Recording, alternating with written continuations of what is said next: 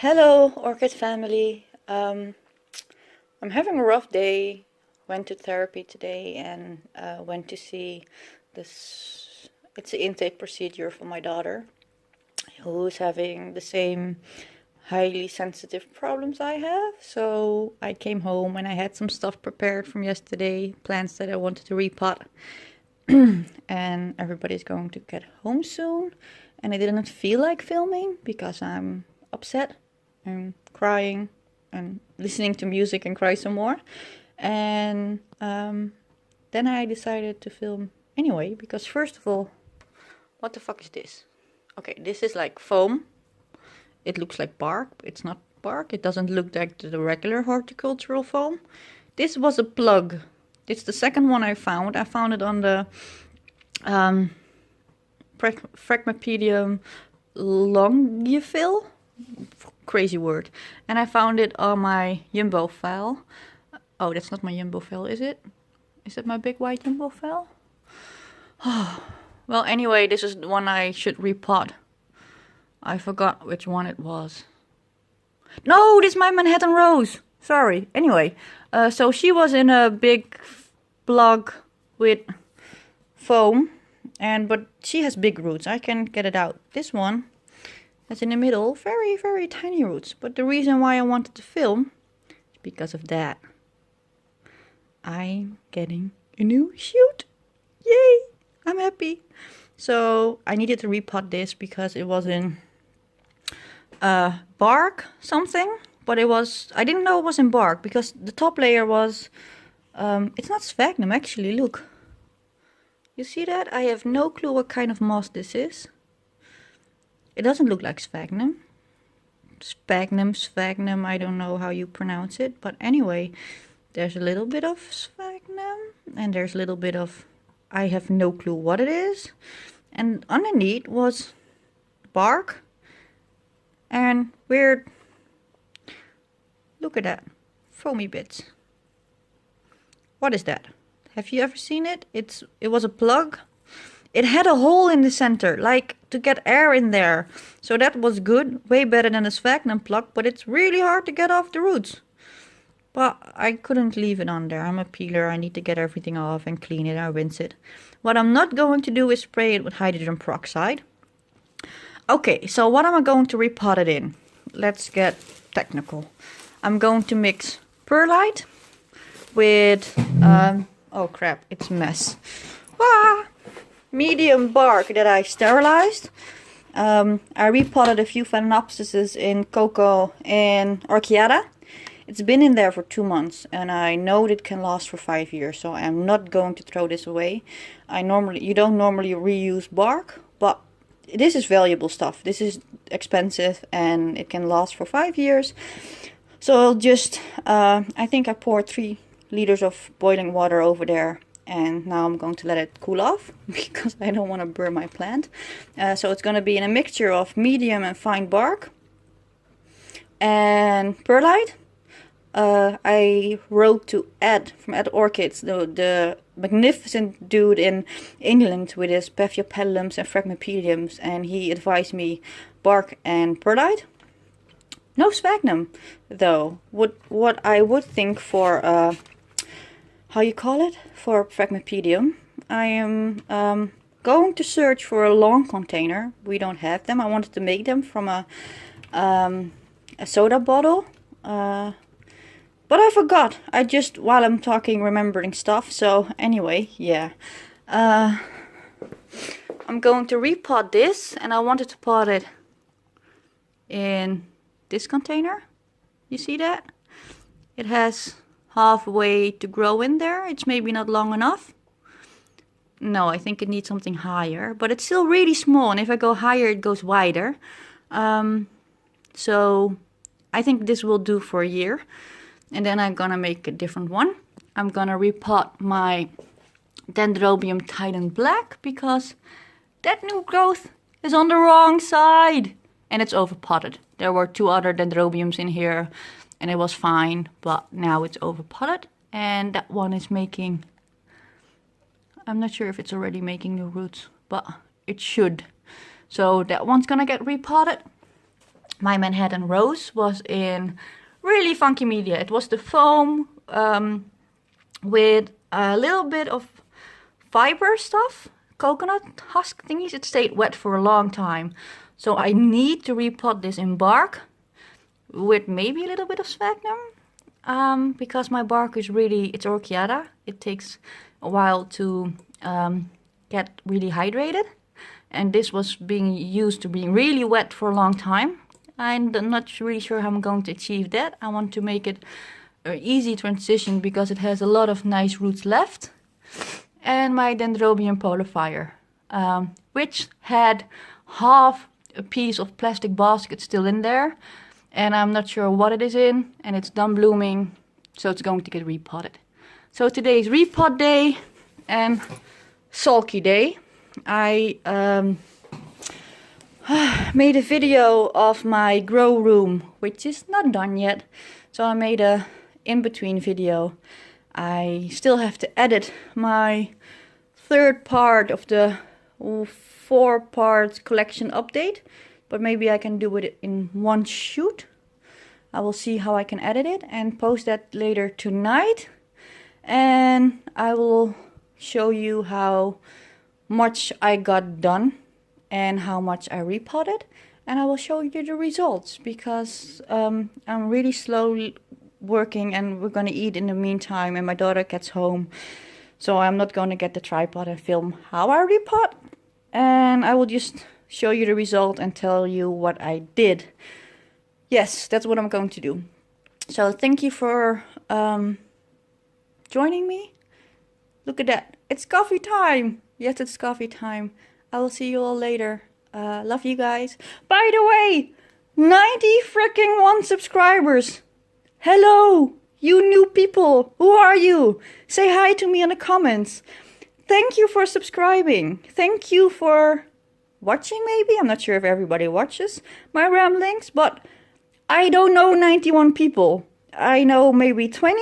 So all the other 70 people, can you give me a shout out? Can you say hi and tell me your name and where you're from or something? Or just say hi. I want to get to know you. Thank you for subscribing. Thank you for listening to me ramble. Just thank you. I'm amazed, surprised, and how you call it? Grateful. Grateful is the word. Sorry. When I'm having a bad day, my English goes whoop out the window. So yeah, please leave me a comment. Just say hi so I know your name and can see if you have a channel and follow you back. And I try to support as much orchid people as I can. So yeah, say hi. Now. No, I'm just kidding. See you later. I will show you the results. Bye, sweeties. Love you all. Bye, orchid family. Bye. Good evening, YouTube family, orchid family. 2 days later, I'm still at it, still repotting, still not done. I done my Manhattan Rose over there in pure bark, phalaenopsis in kiwi bark. I repotted my polar fire, dendrobium polar fire in bark. I repotted my phragmepedium, and I still have to do my dendrobium Thailand black. At the moment I'm repotting my shelob tolkien, and I can't find my tripod, and I don't know, I'm not gonna fool around trying to duct tape it to something else to film it, but when I was taking it out of its pot, I was like, well, let me see if I can film it, because the media comes away quite well. This is the new growth. It's done blooming for a few weeks now, and there are no real new roots from the bottom as I can see, but I found that new root growing out of the pot. I saw some other roots going across the pot, so it is good to go on roots. So I don't think this will discard all of the old roots, and I will clean this up and let you see what I'm left with. Be right back. That was a really easy repot. You see those big lumps? There are a few big lumps of wood chips, bark chips, but there are also big lumps of I don't know what. it is. It's definitely not bark. It's not the spongy type either that I found in my phragmepedium or which I found in my Manhattan rose. But it came off quite easy. Got a nice clean root system, nice new root tips, and all the roots, even though they look a little bit brown somewhere, they're still nice. This looks like it's a division. I think that's the reason why it got such a nice root system. Got a nice new knob in there for new growth, and I see some possible eyes that might be able to grow out and something go wrong. Anyway, I mixed up a batch of kiwi bark, orchiada, and small to medium grade. I put perlite and some sphagnum in there because it's an oncidium type alliance. It likes its moisture. As you can see, one of the bulbs is a little bit wrinkly, and but then I realized I potted up my brassias in leca, charcoal, and chunky bark, because brassias hate acidity. They hate decomposing media. Is that the word? Anyway, they hate it when the media is too old and when it turns acidic. And sphagnum from nature is acidic. It's about a pH of 5 or 6, I think. So I actually am a little bit at a crossroads. I don't know what to do. If I should pot it up and see how it goes and repot it next year, because I choose a very small pot to pot it in. And it has to be repotted next year. So maybe next year I can put it in just bark, because it came out of bark something and perlite, but it also was very moisture retentive. It holds a lot of water, and it doesn't smell. It doesn't smell like it's gone bad. Therefore, I wanted to keep the sphagnum in. So I'm not sure what I'm going to do. I'm going to put the camera down, put the orchid down, smoke a cigarette, think about it, and come back to you and let you know what I've done. Anyway, I watched a few videos on YouTube about repotting Oncidium alliance. I watched Roger's video and a few old ones, and I found a new person. I forgot his name. I just subscribed to him, and he did a repot and he used its sphagnum. So I will let you know what I did. I will put all the shots that I made, put it together, and post it. Like I said, I'm still behind, still need to do part 3 and 4 of my orchid collection. But repotting comes first, because when stuff needs to be repotted, because their time or the stuff or the media goes bad, then that has precedence over showing you what I got and what I do with my orchids. Anyway, I will see you all later. Bye-bye. Hello, orchid family. Hi. I'm done. Finally, it took me a little bit longer than expected, but I repotted 5 orchids. Yes, it took me 3 days to repot 5 orchids. So I showed you yesterday my shelob tolkien. I repotted her in oh, you're leaking. Perlite, sphagnum moss, and small pieces of bark. And the root system was quite okay. As I'm looking it through the camera, it looks quite white. But yeah, I don't know if this one likes sunshine to its roots. So, well, there it goes. I don't have pots to fit my 9 centimeter orchid pots. But yes, this was repotted, and because it had the new growth, it was done blooming. This is a new one for me. I told you about my dendrobium Thailand black that was turn around in the pot. Well, not turn around, but the new growth decided to grow between the stake, between the older pseudobulb, newest pseudobulb and the edge of the pot. And it was actually in this one. And as you can see, it used to be 12 centimeter and I put it in a 9 centimeter. And instead of the pearl ceramus and bark mix that I repotted it in, I chose to put it in small bark perlite and a little bit of sphagnum. I did that because the root system was not that amazing, and I want this little guy to do well and to hydrate properly and grow big, fat and juicy like this cane used to be. It's a little bit shriveled. It's not really shriveled like this one, but yeah, this was big and plump when I got it. I know they like, I watched a few videos and saying that the dendrobium phalaenopsis, they like their moisture, but they also like to be dry in between watering. So that's something I need to remember. My shelob tolkien, what she wants is to be soaked properly so the roots and the pseudobulbs can plump up and then be dryish. My phragmepedium, I messaged Ed, and Ed advised me to put her in small bark and perlite, no sphagnum, but because the new growth over here is growing, and I'm not really sure how high the media should be, I put her in just a tiny top layer of sphagnum, and she, as you can see, she's in quite a different pot. I used a water bottle because I saw a few of Ed's videos saying that phragmepediums like to have long roots instead of coiling around in the old pot. They want space to grow down in.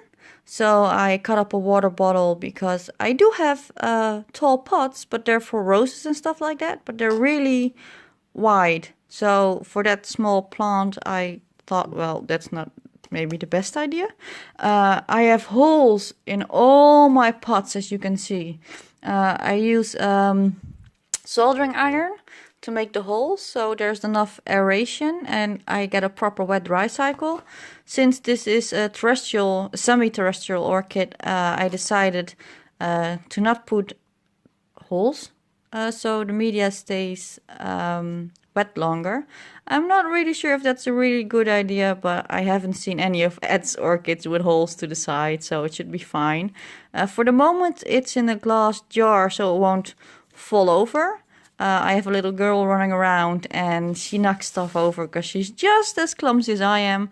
There's a little bit of water so it can hydrate, but I'm not sure because it hydrates, but there's no air exchange. So I will have to do some research and some thinking about if this is a proper setup, because I'm not really sure how much oxygen the roots can have or if they even need it. What I did do is add some crushed eggshell to the mix for its calcium and alkalinity. It's on advice of Ed, so I have all the confidence that was the right choice. I repotted my... Yeah, I have them all soaking in water because it's kiwi bark and it's hell to... look, it's dry again. It's been watered twice. Yesterday and soaked for an hour or so. The kiwi bark, it's really a hassle to make it retain moisture, but I hate repotting with wet bark, so I'm soaking them. This is also a phalaenopsis, dendrobium phalaenopsis, just as my Thailand black is. But this one has a better root system, so I opted out for the sphagnum and perlite because I know they like to dry out. And I know I need to water this quite a couple of more times before the media holds its moisture. So that's the thought process I had behind this. Both orchids are going to go in my windowsill over there. at the moment they're on my dresser, and because it's fall is setting in early and it's dreary days, all those are going to go upstairs, and everything that's on my dresser is going in that windowsill. But as you can see, there's a radiator underneath, so that means that's a lot of residual heat.